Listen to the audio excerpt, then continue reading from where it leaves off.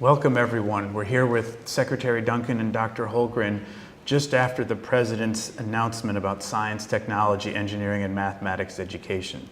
The President just announced a tremendous partnership between private industry and the government to really excite and motivate students all around the country to get involved in math and science careers.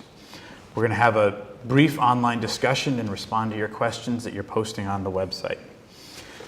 Secretary Duncan, why don't you begin and introduce yourself to the community here and tell us a little bit about why the announcement excited you so much. Hi, I'm Arnie Duncan. This is a pretty extraordinary day for the STEM fields in our country. You have leadership from the top. You have a president that's passionately committed to this.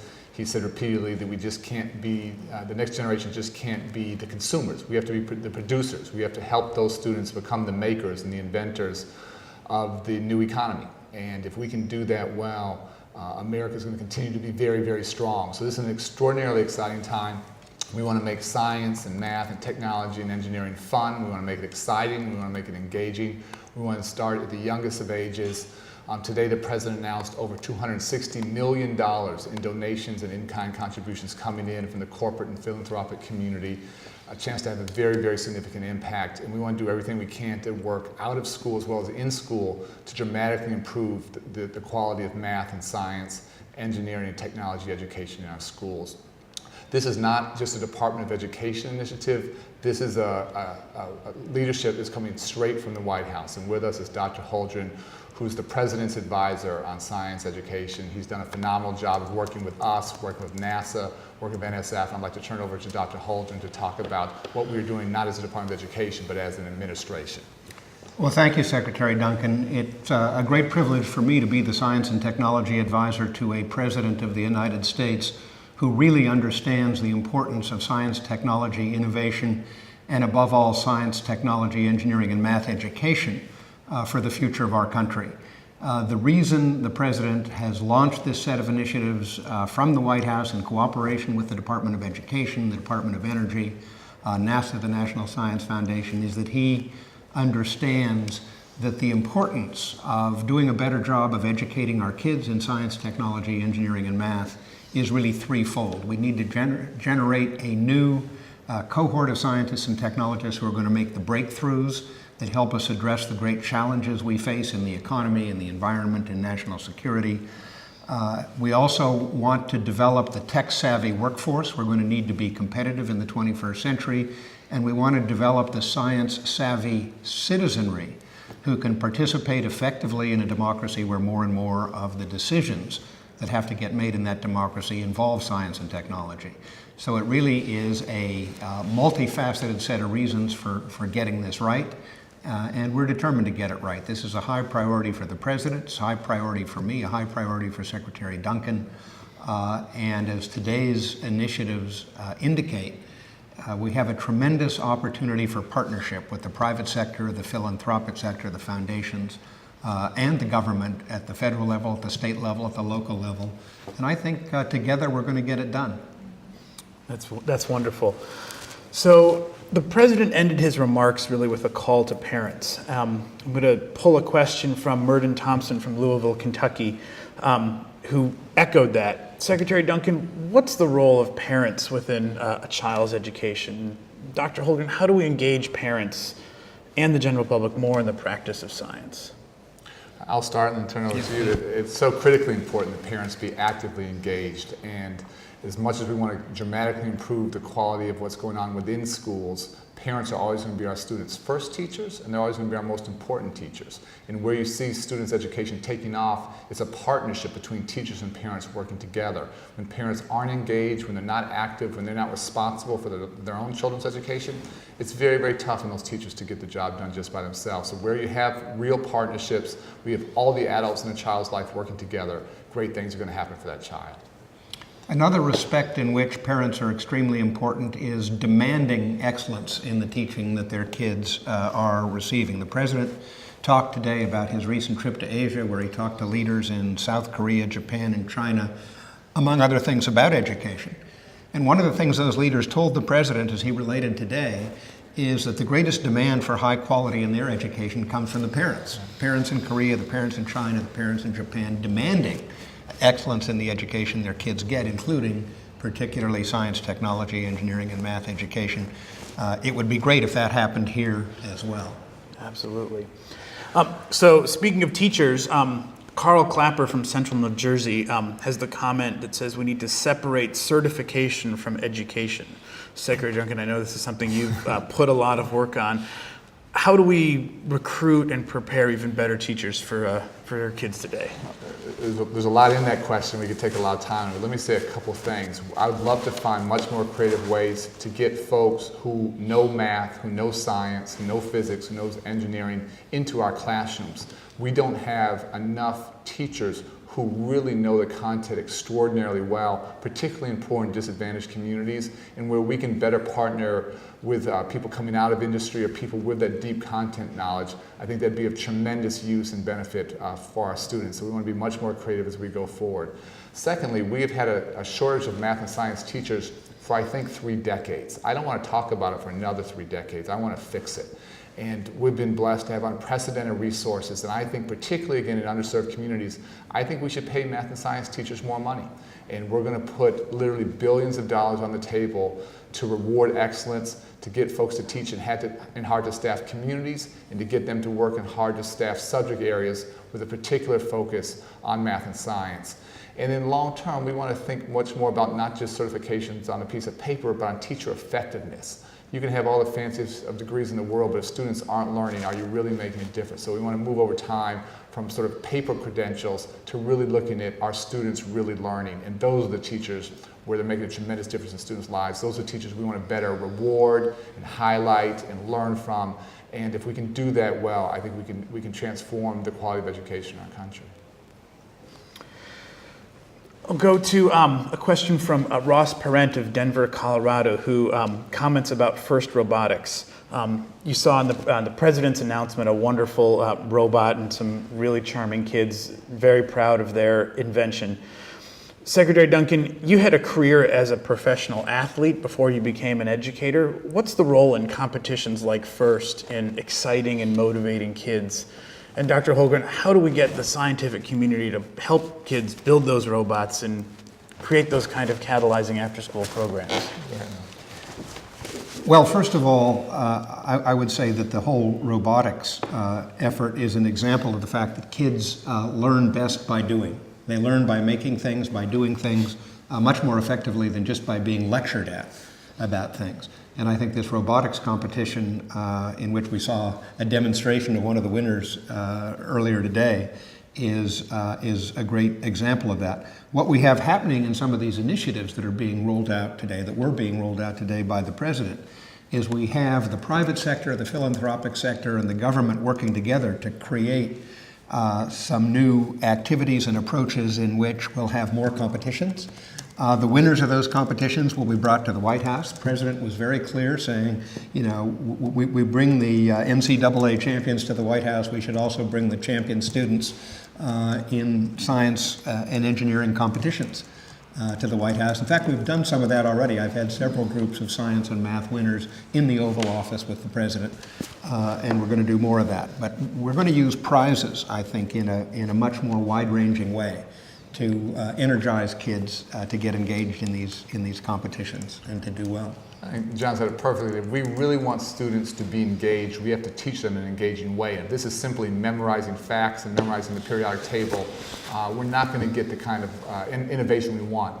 But if students are engaged in real competition, if they're working together, basically every high school in this country has a football team. Why doesn't every high school in this country have a robotics team? I think that's the kind of opportunity we want. And we have to have a particular focus on women and on minorities. We have to get more people engaged in math and science education, and things like the robotics competitions are just a heck of a lot of fun.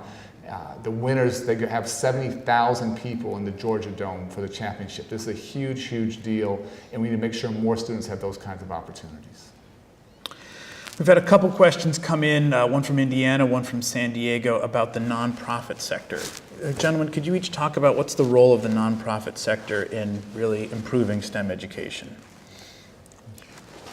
Well, first of all, a number of the major foundations, the MacArthur Foundation, the Carnegie Foundation, are involved in funding the initiatives that we launched today. The philanthropic sector is committed, I think, as the private sector and the government sector is, to lifting the level of science, technology, engineering, and math education in this country. And what the philanthropic sector does when it's committed to something is it comes up with some of the money. And they're doing that here. The total value of the initiatives launched today was, as the Secretary already mentioned, $260 million and rising. We expect that number to go up as more partners stand up and start to participate. This is the kind of thing that's so important for our country that we all have to be working together. This has to be all hands on deck. So we're going to try and step up our game. Again, you have a president who's passionately committed to this, has put together a leadership team to work hard, but the government can't begin to do this alone. You have to have the nonprofit sector, you have to have the schools, you have to have the corporations, you have to have the foundations working together. And those kinds of partnerships, those public-private partnerships, are what's going to lead the country where we need to go and to provide all students with the opportunities they need, particularly from an early age, to be engaged, to be learning, and to really start to build their passion for math and science and technology. I should have mentioned, by the way, the Gates Foundation, the Bill and Melinda Gates Foundation, who along with MacArthur and the Carnegie Corporation of New York are major funders of the initiatives we rolled out today. Great. Here's a question from Colette Castellini, or it's actually a statement, but I thought both of you might want to respond to it. She says, support the teachers with professional development opportunities to bring these types of programs into the school. Otherwise, it won't happen. What do you think of that? She hit the nail on the head, and we want to do really innovative things in the summers and after school, and with TV programming that's much more focused on math and science education. But if we don't impact what's going on in the classroom, we're never going to get where we need to go.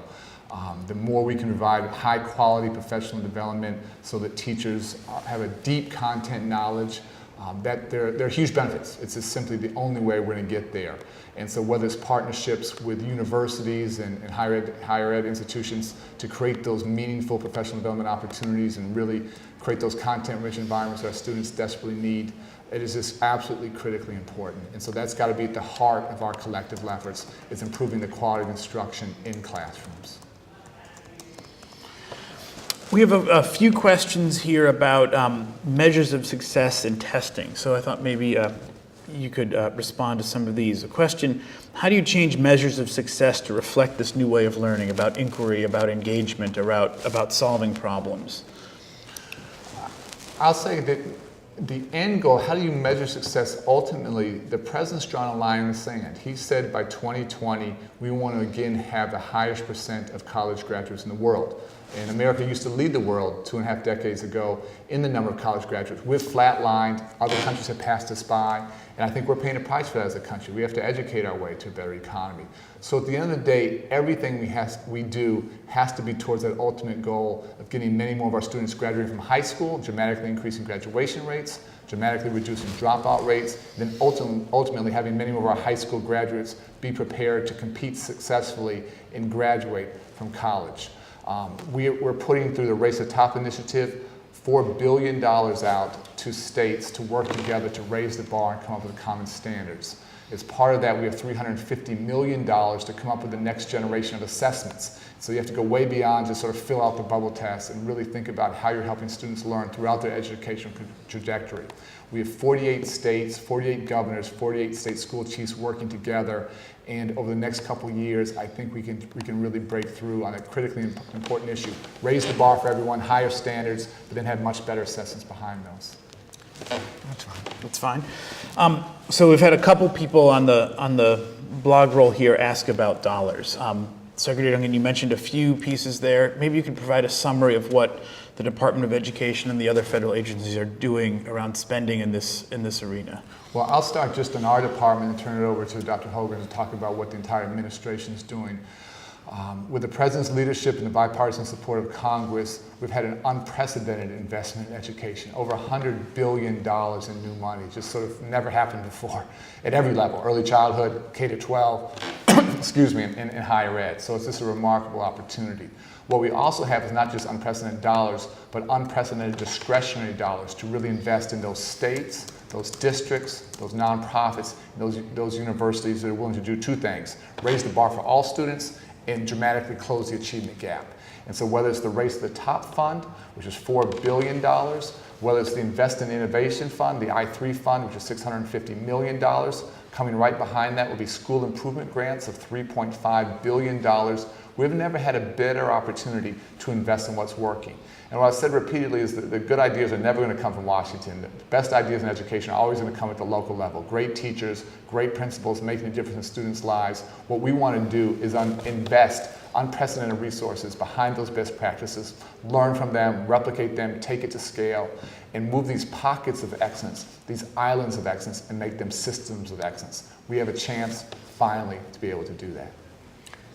Certainly by far the largest part of the new government money for education is the money that Secretary Duncan has described as going through the Department of Education, but there are other efforts. Secretary Chu in the Department of Energy, the NSF Director Arden Bement have announced a program called Re-Energize at a level of some tens of millions of dollars, which is intended to use the clean energy challenge as a way to inspire and energize a new generation of kids who would work in science and engineering and mathematics related to that particular challenge. There are a variety of other efforts spread through the cabinet departments and the White House offices. But I would say the most important thing that's new about today's announcements is the remarkable set of partnerships that bring in the philanthropic sector and the private sector with both contributions of money and in-kind contributions, pledging resources in terms of the time and effort of the employees of these companies. We have Time Warner Cable launching a campaign to connect over 1 million students to engaging after-school science, technology, engineering, and math activities. You've got the Discovery Channel that's going to be producing $150 million worth of effort to deliver to kids in the after-school hours, 3 to 5 in the afternoon, interactive science and technology content on their cable televisions. We've got a program that's aimed at developing science labs for every middle school and every high school so that kids can learn more science and engineering in hands-on ways. And again, that's being very, very heavily funded with in-kind contributions from business. So it's not just government money that's going to get this done, it's private sector money, it's philanthropic money, and it's these partnerships of folks working together. Dr. Holgren, you're an esteemed scientist. Actually a couple questions here seem to speak about a concern that science is just going to be limited to a list of facts. Maybe you could talk a little bit about how facts play a role in the practice of science, and then Secretary Duncan, what are the implications for that around Race to the Top and the new assessments that are coming? Well, first of all, I'd say science has never been just about facts, and science teaching should never be about memorizing facts. It should be about understanding concepts, figuring out how to think both critically and creatively about problems. And in fact, one of the reasons that science education is a particularly valuable thing, well beyond the potential breakthroughs that can be made relating to health and the economy and environment and so on, is this skill of thinking systematically and critically about new problems. It's always more important to be able to think creatively about new problems than it is to memorize the facts about the old ones, although we also believe that facts are important in decision making. When we think about the decisions the government faces where science and technology are involved, we want those decisions to be made in light of the best knowledge that we can bring to bear, the most relevant facts we can bring to bear. But when you're thinking about training the next generation, you much more want to think about understanding how science works, understanding how to think creatively and systematically. So one last question for you both. It sort of touches on something a little bit earlier. It's from New York. It asks, what policy initiatives are planned to make teaching as the first choice for a new grad instead of choosing to head to Wall Street or to industry? I'll start, and I think that's one of the most important things we can do. Over the next 4 to 6 years, we have as many as 1 million teachers who are going to retire. So baby boomer generation that's going out, and our ability to attract and more importantly retain great talent over the next 4 to 6 years is going to shape public education in our country for the next 30 years. It's an absolute generational shift. And so we're spending a tremendous amount of time thinking about how we make teaching the revered profession that it needs to be and should be. How do we get the hardest working, most committed to come into education? We have lots of ideas around recruitment. Let me say one thing very specifically that we're not fighting for, we're not working on, is done. As of July 1st, Congress passed what's called income-based repayment, IBR. And folks who graduate either from college or from a school of education or a doctor or a lawyer or someone finishing their PhD in science, their loan repayments will now be indexed to their income, and after 10 years of public service or teaching, any loans they still have outstanding will be eliminated, will be erased. And so there are many folks who historically wanted to go into education but simply couldn't do it because they had loans of $60,000, $80,000, $100,000. So rather than following their heart and following their passion, they didn't do other things. With income-based repayment now, dramatic reductions in loan repayments, and then ultimately after 10 years of service, those loans are going away. So this is the start of a very serious effort to remove the financial impediments to teaching, but then put in place a series of incentives to get the hardest working, the most committed, the most talented to come into education and serve our children. This is a national call to service. As the Secretary says, we need to pay our teachers better. Certainly, we need to respect them more. Another thing the President pointed out from his trip around Asia and his conversations about education in those countries is the degree to which science and engineering and math teachers get a degree of respect in the society that's equivalent to the respect accorded other highly trained professionals, physicians, lawyers, and so on. Another thing we can do is make it easier at the stage when these folks are doing their college education. We can provide financial aid that is tied to the willingness to take science and math and education courses together and become prepared to be an effective teacher in these domains. So thank you both for participating here. Thank you for many of the questions that came through. I'm sorry we don't have the time to get through every single one of them. Do you have any closing comments, gentlemen? This is just an exciting time. This is great for children, it's great for the country, and we have to work together to make this happen. The President called for all hands on deck in this effort, as the Secretary already mentioned, and I think one of the reflections of all hands on deck is the sort of interest in the public that's reflected in this kind of webcast interaction. And I would say to all those who are watching, keep up your interest in this, keep engaging in every way you can, because we need the support of the whole public if we're going to make this work. Thank you very much.